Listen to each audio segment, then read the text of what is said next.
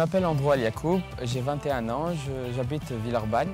Je suis étudiant à l'Université Lyon 2 en psychologie. Ça fait 10 ans que je suis en France et je suis originaire d'Irak. Je fais de la musique dans un groupe de musique qui s'appelle Al-Qitara. Je fais du théâtre aussi avec la compagnie du théâtre du désordre des esprits. À côté de ça, j'écris aussi, je compose et je suis aussi à la chorale de mon église à Vaux-en-Velin.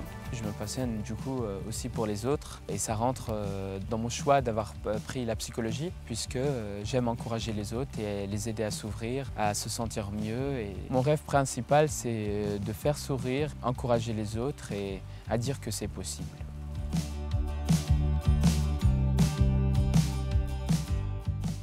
Bonjour, je m'appelle Kaina Etassen et je suis lyonnaise. Je suis arrivée en France à 17 ans, j'ai été naturalisée en 2015 à la préfecture du Rhône d'ailleurs.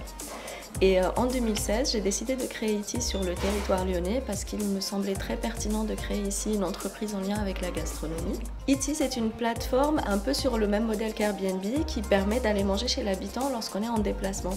Donc à Lyon, vous pouvez rencontrer des habitants locaux et puis si vous êtes en déplacement, vous pouvez rencontrer les habitants locaux sur place. J'ai réussi à combiner ma passion pour la cuisine et le voyage et me permettre aussi de mettre en lien les habitants avec les voyageurs et sortir les gens du tourisme de masse. Donc c'est parti un peu de quelque chose qui est foncièrement une passion chez moi et j'ai essayé de réunir les gens autour de ça et de fédérer aussi autour de ça.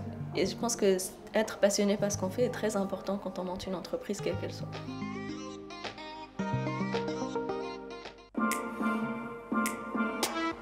Bonjour, je suis Abdallah Semani, j'ai 18 ans et j'habite à Vaux-en-Velin. Je participe au projet Policité depuis ses débuts en 2016. Le projet Policité, c'est une recherche-action participative engagée à améliorer les relations entre la police et la population.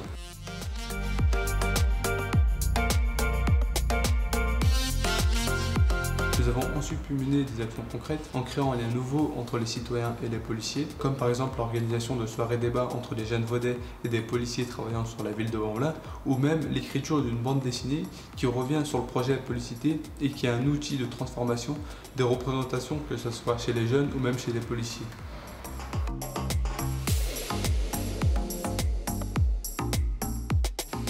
Merci s'il vous plaît de les accueillir, de les encourager et de les féliciter. Kaina Etassen, Abdallah Slimani et Andrew Aliakoub. Bravo à vous. Andrew, alors il n'est pas là, on le savait parce que Andrew Aliakoub, il l'a expliqué, il fait passer ce message de tolérance à travers la culture, monsieur le préfet, et ce soir il est en répétition. Mais j'imagine que ça vous fait réagir quand même, hein, ces films-là. On aimerait bien avoir vos réactions sur ces jeunes, sur ces engagements-là. Écoutez, le premier engagement est intéressant parce que c'est vraiment le lien entre différentes cultures, différents arts et la volonté finalement de mettre les uns et les autres en relation. Vous, c'est assez extraordinaire aussi parce que par la cuisine, vous dites finalement faisons se rencontrer les uns et les autres. Vous avez parlé du tourisme de masse, il en faut aussi. Mais vous apportez autre chose, vous permettez aux gens de se rencontrer. Et finalement, cette relation avec les Lyonnais, les gens qui habitent ici, de la part de gens qui viennent ici, c'est une bonne chose. Et vous, j'ai été très sensible à ce que vous faites parce que c'est une des actions de l'État. Notamment dans la police de sécurité du quotidien, on a à cœur d'introduire un dialogue plus étroit entre la police et la population. Et ce que vous faites, et notamment la bande dessinée, que je n'ai pas lue mais que je lirai avec attention, mais c'est tout à fait ça, c'est-à-dire passer de la confrontation à la confiance. Donc, vous œuvrez, sans vous en rendre compte finalement, à une politique d'État, et je suis très heureux que vous y participiez, notamment au regard de la diversité que vous assumez avec intelligence. Et il y a dans cette démarche, dans la vôtre par exemple, cette volonté de sortir les gens de l'isolement, parce que la diversité, ça sert aussi à ça. Vous êtes d'accord avec ça ? Oui, bien sûr.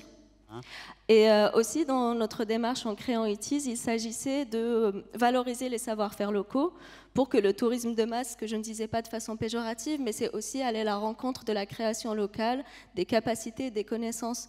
Et en général, les gens qui cuisinent à la maison sont souvent des femmes qui n'ont pas le moyen de montrer ce qu'elles savent faire. Et donc c'est aussi une façon de valoriser ce qu'elles savent faire. Parce que les grands chefs, la plupart sont des hommes, mais les gens qui travaillent à ce que tout le monde mange tous les jours sont des femmes. Et le fait de mettre ça en avant et aussi... le fait de valoriser ces connaissances-là qui sont historiques. Mais à Lyon, même si je n'y suis que depuis 8 mois, les grands chefs ont d'abord été des femmes. Évidemment, comme la mère Brasier, qui est la première femme chef et qui a fait des émules partout dans le monde par la suite. Et ce qui a été aussi très intéressant dans la démarche que j'ai eu à faire donc, ces 4 dernières années, ça a été de continuer à évoluer dans le milieu de l'informatique et des technologies, qui est aussi un milieu très particulier, très élitiste. Et pour compléter aussi ce que vous disiez sur la confiance, la solidarité et créer du lien dans la société, c'est que ce dont nous avons tous réellement besoin, c'est d'accéder aux lieux de pouvoir, qu'ils soient médiatiques, politiques, économiques ou surtout symboliques. Parce que beaucoup de gens parmi nous, aujourd'hui, on a fait des initiatives très individuelles en sortant un peu tous personnellement nos moyens. Mais en réalité, c'est aussi nos histoires qui peuvent être intéressantes dans la construction de ce que va devenir la France. Et c'est enlever cette méfiance qu'il y a envers la diversité que tous les médias actuellement créent nous permettrait aussi à tous de bénéficier de cette diversité dont vous parliez. Donc, si on doit parler de la devise de la France, pour moi, on enlèverait la fraternité pour mettre la solidarité, parce que ça renverrait à beaucoup plus global et qui inclurait beaucoup plus de gens. Voilà. On en parlera. Exactement.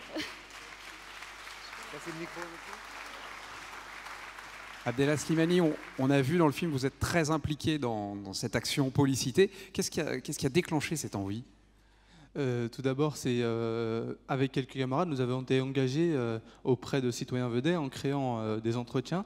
On est plusieurs. Et puis, à travers ces entretiens, tout d'abord, on a remarqué qu'il y avait des discriminations sur la ville de Vaux-en-Velin. Et puis, surtout notamment chez les jeunes, lorsqu'on a interrogé les jeunes, le problème qui sortait, le problème le plus récurrent, c'était les relations avec la police et les jeunes. Et puis on s'est concentré donc sur cette thématique-là, en créant, d'abord en s'informant, nous les membres du projet, en rencontrant des gendarmes, en s'informant sur l'institution de la gendarmerie et de la police. Et puis on a fait des recherches-actions, tout d'abord à Montréal, tout d'abord à Londres, pardon, et puis à Montréal. Et puis c'est là-bas qu'on a, entre guillemets, importé des idées, puisque là-bas, il y a des actions qui sont menées concrètement pour améliorer les relations entre la police et la population. Et c'est à ce moment-là que nous sommes revenus d'ailleurs en France.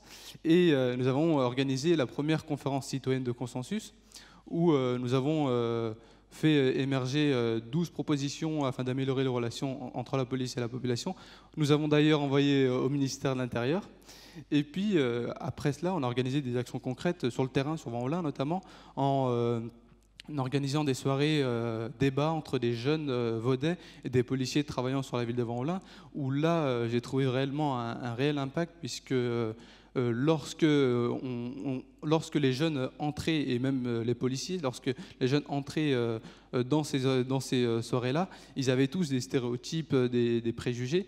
Et c'est là qu'à la fin de ces soirées, on a remarqué qu'il y avait donc un changement, que l'image a changé, ça a même parfois peut-être créé des liens. Et c'est ça l'action concrète de Policité.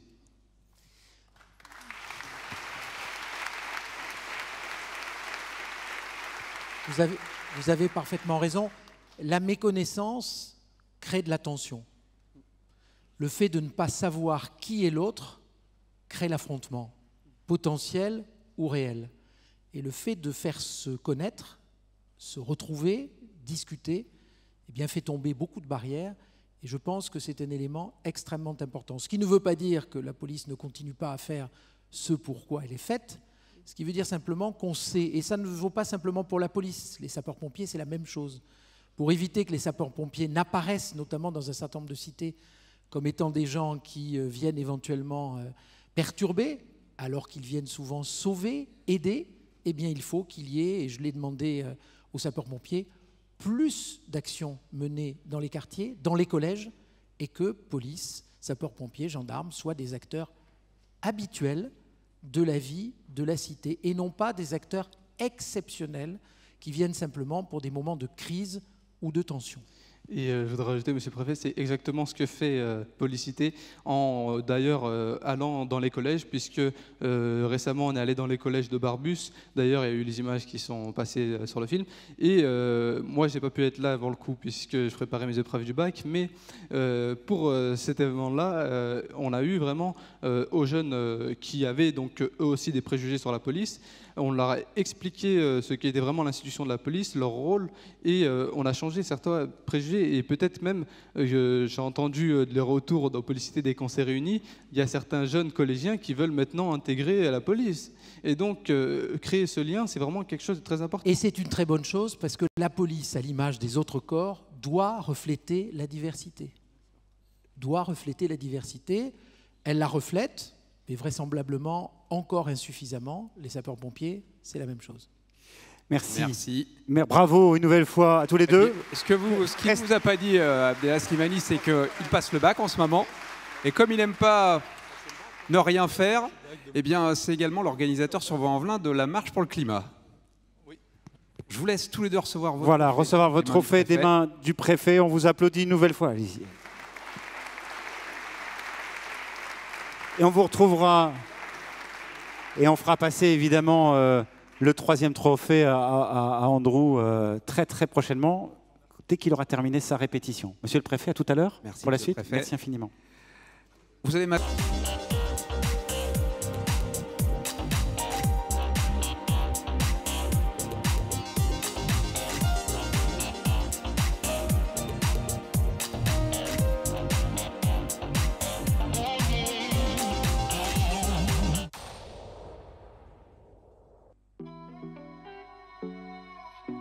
Je m'appelle Mohamed Diloua, j'ai 25 ans. Quand je suis venu en France, c'était pas facile quand même. J'ai connu la misère, dormir dehors, tout ça, dans une voiture, ça, je suis passé par là. Il y a l'éducation des parents aussi. Ils m'ont toujours éduqué sur ça. Aider les personnes, c'est très important. Donner des ailes, on distribue des repas tous les jeudis soirs à Place Carnot-Perrache. On distribue des colis alimentaires pour les personnes dans le besoin, tout ce qui est nécessaire pour manger, pour survivre. Ensuite, on fait des projets humanitaires. Nous, on se base sur l'éducation et les enfants. Cette année, c'est l'Algérie. On va à Bidjaya pour rénover un orphelinat pour enfants handicapés. Ensuite, on traverse l'Algérie jusqu'au Sahara. On fait une rentrée scolaire de 4 écoles.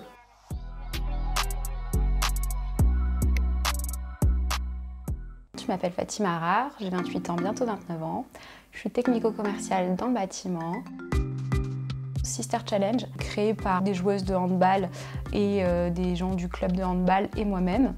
Elle a été créée il y a 2 ans, suite au décès de Sephora, qui est décédée tragiquement dans un accident de la route, boulevard Urbain Est. 1 an et demi après le décès de Jian Haddad, qui elle-même est décédée sur le même boulevard. On a créé l'association dans le but de responsabiliser les gens au sujet de la prévention de sécurité routière. On organise notamment des tournois annuels dans lesquels justement on introduit des actions sécurité routière pour prévenir les gens aux dangers de la route. À part ça, on essaye également d'agir auprès des écoles et de faire des interventions sur le sujet. Pour nous, ce serait avoir gagné quelque chose si un enfant dit à sa maman « mais t'as oublié de m'attacher ma ceinture ».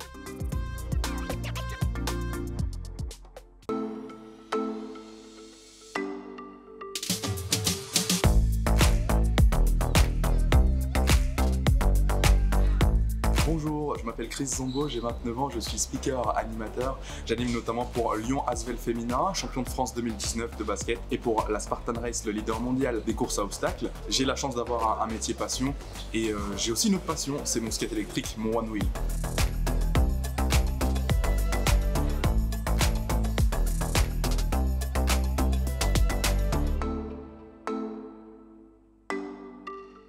Merci de les accueillir, Fatima Arar, Mohamed Diloua et Chris Zombos. Venez s'il vous plaît. Allez, venez nous rejoindre tous les 3. Bravo pour tout ce que vous faites, ces engagements que vous avez. Prenez un micro au passage. Si vous êtes d'accord, je vais faire réagir Monsieur le Préfet, parce que là, on a encore 3 cas différents, si je puis m'exprimer ainsi. Hein ? Alors, si on reprend, si je puis dire, dans l'ordre d'apparition à l'écran, c'était vous, oui. C'est ça. Moi, ce qui m'a frappé, et on parlait tout à l'heure de la fraternité, j'ai l'habitude de dire que la fraternité, c'est la respiration de la République, donner et recevoir. En général, les jeunes comprennent parce que respirer, c'est inspirer, expirer. Si on ne respire pas, on meurt. Mais une société, elle meurt de la même façon qu'une entreprise si elle n'est pas dans ce mouvement donner et recevoir. Et vous, ce que vous nous avez expliqué, c'est que vous aviez été élevé dans cette idée. L'éducation. Le deuxième point, évidemment, comment un préfet n'y serait pas sensible, c'est la sécurité routière. Vous avez dit avec beaucoup de pudeur, mais en même temps beaucoup de force, qu'il y avait eu 2 événements tragiques qui vous avaient conduit à vous engager. C'est extrêmement important. Parce qu'il n'y a pas que la répression. On ne peut pas mettre des policiers et des gendarmes sur les bords des routes partout. Il faut prévenir. Et les actions que vous faites, c'est juste parfait. Aller dans les collèges, expliquer et faire en sorte, vous l'avez dit, que les enfants puissent dire à leurs parents « Est-ce que tu as fait attention aux conditions dans lesquelles nous sommes ou pas en sécurité sur la route ?» Alors vous, il n'y a pas grand-chose à dire parce que vous êtes animateur, donc vous avez un métier passion et on sent que vous avez le sens de la transmission. C'est-à-dire que non seulement la transmission de vos 2 passions, dont vous nous direz peut-être un mot tout à l'heure, mais aussi le sens de la relation. Parce qu'être animateur, c'est comme vous le faites d'ailleurs, essayer de faire parler les gens, essayer de faire exprimer un certain nombre de choses qu'ils expriment naturellement ou moins naturellement. Voilà, donc vous êtes tous les 3, me semble-t-il, des passeurs de fraternité et des passeurs de diversité. Mohamed Jelloua, un mot. Alors, donner, vous avez insisté sur ce verbe, donner des ailes, c'est votre association, distribuer des repas, c'est Place Carnot tous les jeudis. Tous les jeudis soirs, oui. Voilà. Toute l'année. Et vous l'avez dit aussi, j'ai dormi dans ma voiture, je sais ce que c'est que de galérer. Et moi, je me dis toujours, quand on est dans cette situation-là, ça aide derrière, évidemment, à avoir envie d'aider les autres. Franchement, oui. On vous a tendu la main aussi, à vous? Oui. Moi, c'était un peu dur au début, quand on est arrivé en France, etc., dans les années 2005. En 2005. On a dormi dans la voiture, dans les foyers, 115, etc. On a même dormi dehors.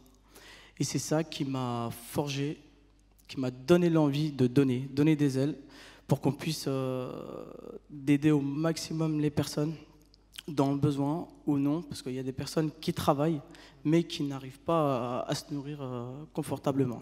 Donc c'est là où les colis alimentaires qui agissent. On envoie des bénévoles qui vont chez eux directement, qui leur apportent des colis avec l'huile, sucre, café, etc. On fonctionne beaucoup avec les réseaux sociaux. Instagram, Snapchat, Facebook, etc. Je ne fais pas de la pub pour eux. Mais voilà, on publie des listes de dons toutes les semaines et les personnes nous contactent, des donateurs anonymes, privés, comme vous et moi. Ils nous contactent, soit ils font des drives, des virements bancaires. On a même créé un site où les gens peuvent acheter directement sur le site. C'est comme un drive. C'est un partenariat avec une start-up de Paris qui nous livre directement. Et c'est sur le site Donner des ailes? Oui. Voilà. Oui. Bon, c'est bien, c'est bien de le savoir. Bravo pour ce que vous faites. Hein. Merci. Bravo. Merci.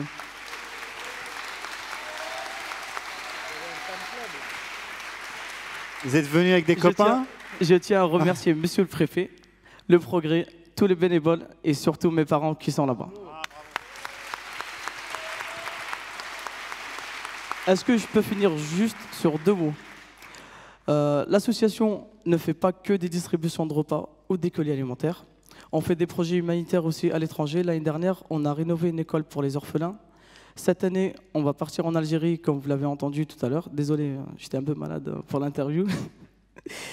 On va partir dans la ville de Bidjaya, en Kabylie, pour rénover un orphelinat pour les handicapés. Ensuite, on traverse toute l'Algérie et le Sahara algérien, à la frontière de la Libye, à Djennet, pour faire une rentrée scolaire pour 4 écoles. Il y a 150 élèves, ils sont très très pauvres, ils n'ont même pas de toit pour les écoles, c'est des abris. Donc on va leur fournir les fournitures scolaires et les kits sportifs. On compte vraiment sur la région pour nous aider, etc. Surtout, allez-y.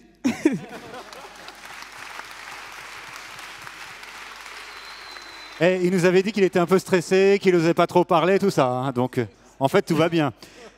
Non, regardez, je suis tout rouge. Bravo, Mohamed.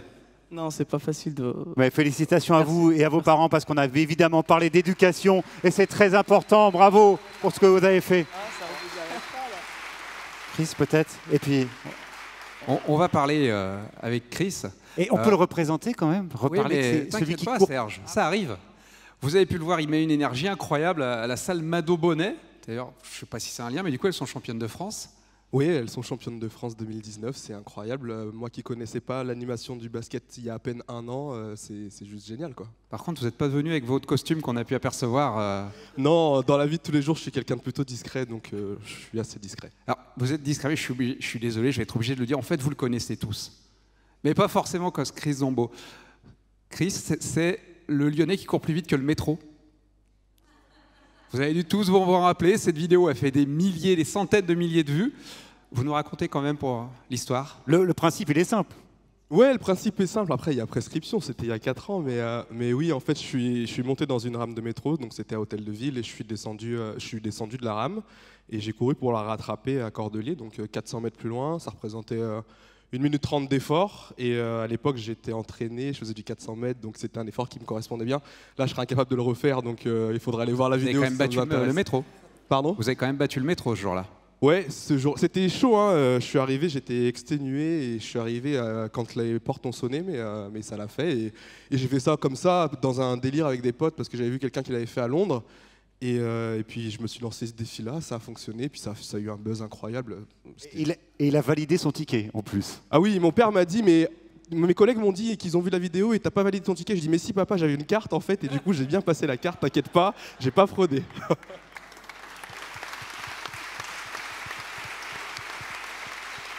On le voit là, vous venez de me le montrer, vous aimez animer, vous aimez mettre du bonheur. Oui, carrément. C'est ce que j'ai découvert avec notamment l'animation du basket, parce que je fais toujours des événements extérieurs, plutôt autour de la course à pied, et je suis plutôt une voix off, on me voit pas forcément.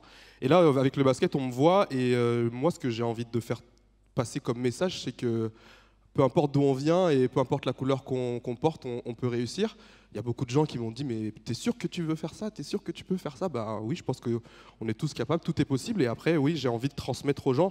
Il y a une phrase que j'ai retenue sur le match 5 de la finale, et c'était donc le match le plus important de la saison, le match du titre de champion de France. Et un membre du staff m'a dit, n'oublie pas que aujourd'hui on a besoin du public, et le public c'est toi. Et effectivement, j'ai réussi à créer avec le public justement cette relation où on fait qu'un en fait, et à travers moi, le public réussit à soutenir les joueuses, et on a réussi à créer une ambiance formidable à Mado Bonnet. Donc je vous invite à venir voir la saison prochaine pour découvrir tout ça. C'est génial, on s'éclate, quoi. Merci, bravo Chris.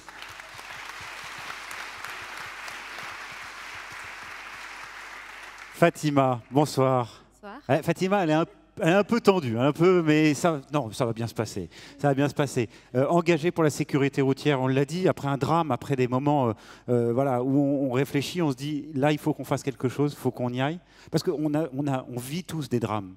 On ne s'engage pas forcément derrière. Qu'est-ce qu'il y a?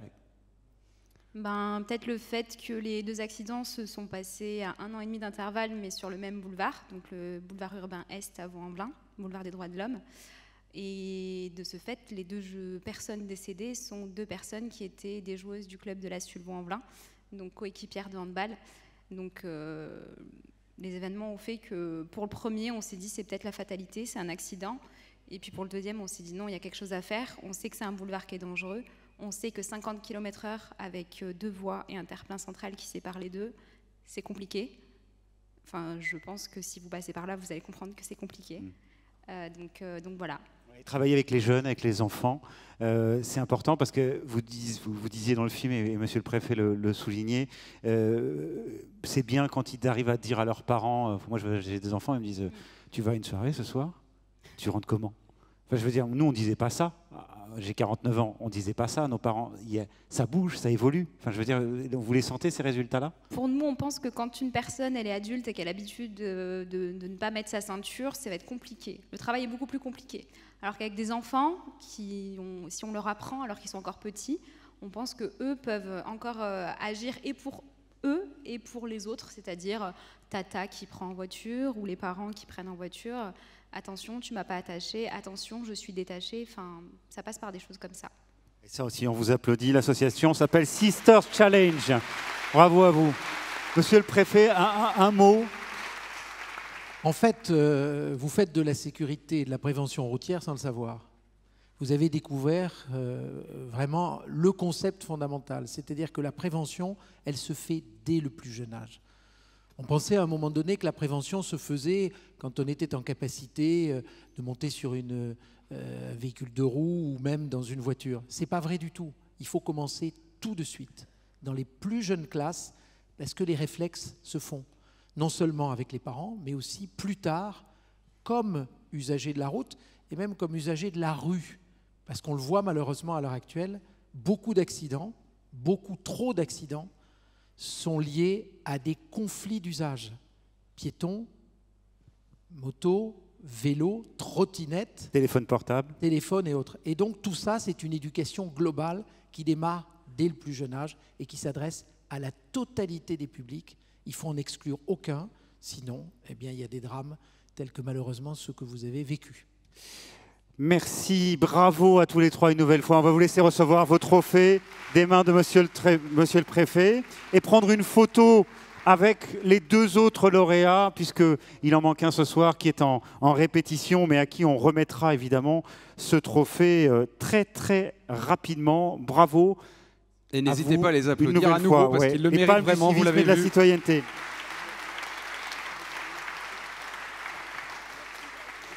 vous laisse aller faire une photo là-bas. Merci.